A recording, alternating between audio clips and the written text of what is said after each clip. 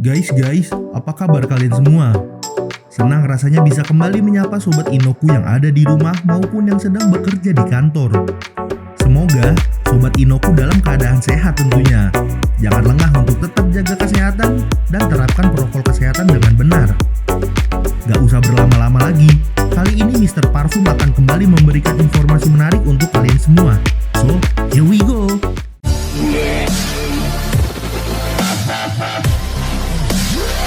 Isu kalau ibu kota negara Indonesia akan dipindah kayaknya akan segera terrealisasikan. Pasalnya, Presiden Joko Widodo telah mengonfirmasi nama ibu kota baru di Kalimantan Timur bernama Nusantara. Selain itu, persiapan lainnya juga sedang dilakukan termaksud pengadaan lahan dan regulasi pendukung lainnya untuk mempercepat perpindahan ibu kota. Jika rencana pemindahan ibu kota ini resmi terjadi, Indonesia akan tergabung ke dalam negara-negara yang pernah melakukan pemindahan ibu kota. Kira-kira siapa aja negaranya? Berikut Mr. Parfum rangkum secara singkat dan jelas.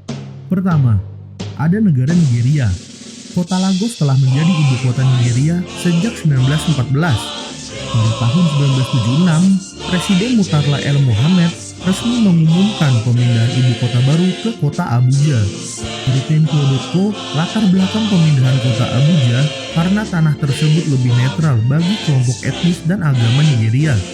Selain itu, kota ini juga dinilai lebih terpusat untuk menjalankan pemerintahan Nigeria. Sebelumnya, kota Lagos berada di pesisir sehingga dianggap tidak strategis. Proyek pembangunan dimulai pada tahun 1980-an dan rampung pada tahun 1991. Tepatnya pada 12 Desember tahun 1991, Abuja resmi menjadi ibu kota baru Nigeria hingga saat ini. Kedua, India. Semula ibu kota India berada di Kolkata, berada di 129 km di Teluk Utara Benggala. Kota ini membentang sepanjang tepi Sungai Hooghly di delta Sungai Gangga sebagai pusat industri, komersial, dan budaya. Namun, pada 1903 tersirat kabar pemindahan ibu kota dari Kolkata ke New Delhi dilatar belakangi oleh faktor politik dan ekonomi. Pemerintah Inggris di India beranggapan bahwa ketika Delhi menjadi ibu kota, maka pengendalian negara akan mudah dilakukan karena berada di wilayah utara. Di posisi ketiga, pemindahan ibu kota Myanmar dari Yangon ke Naypyidaw berlangsung pada tahun 2001. Tidak ada keterangan resmi, namun tersirat kabar hal itu diduga untuk mewaspadai gerakan pro-demokrasi yang berkembang. Ada pula yang menyebutkan bahwa gerakan tersebut merupakan bagian dari strategi militer. Proses pembangunannya rampung pada tahun 2005. Total biaya yang dikeluarkan sekitar 4 miliar dolar Amerika Serikat. Akan tetapi, kini Naypyidaw disebut sebagai kota hantu, sebab jumlah penduduknya sangat sedikit. Sejumlah fasilitas seperti jalan raya, pusat perbelanjaan, dan destinasi wisata tampak kosong layaknya kota tidak berpenghuni. Keempat, Australia. Pada abad ke-19, pemerintahan Australia kesulitan dalam menetapkan ibu kota, sebab terdapat dua kota besar, yaitu Melbourne dan Sydney.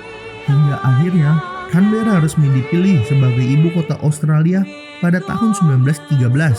Canberra sekarang menjadi rumah bagi gedung parlemen dan pengadilan tinggi Australia, serta kantor pusat semua departemen pemerintahan federal dan militer.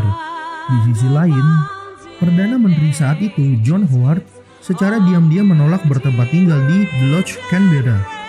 Ia justru memilih di Cribble House yang menghadap ke Sydney Harbour. Karena hal itu, ibu kota Canberra gagal menarik kepercayaan publik Australia. Mantan Perdana Menteri Paul Keating juga mengatakan pemindahan ibu kota ke Canberra adalah salah satu kesalahan terbesar di Australia. Kelima, Brazil. Akibat Rio de Janeiro padat penduduk dan memiliki tingkat kemacetan yang tinggi, maka pemerintah Brazil memindahkan ibu kotanya ke Brasilia pada tahun 1960. Kota Brasilia kemudian mengalami pemugaran konsep tata kota yang lebih modern. Karena modernisasi dan perkembangannya, kota ini ditetapkan sebagai situs warisan dunia oleh UNESCO. Nah, itulah kelima negara yang pernah memindahkan ibu kotanya dengan alasan yang berbeda-beda. Apapun keputusan pemerintah dalam memindahkan ibu kota, selama itu untuk kepentingan masyarakat dan negara, kita sebagai warga negara yang baik tentu harus mendukungnya. Akhir kata, Mr. Parfum mengucapkan terima kasih bagi penonton setia Indaku TV. Jangan lupa subscribe dan nyalakan loncengnya untuk mendapat update kabar terbaru dari kita. Sampai jumpa and keep healthy. Saat pertama kali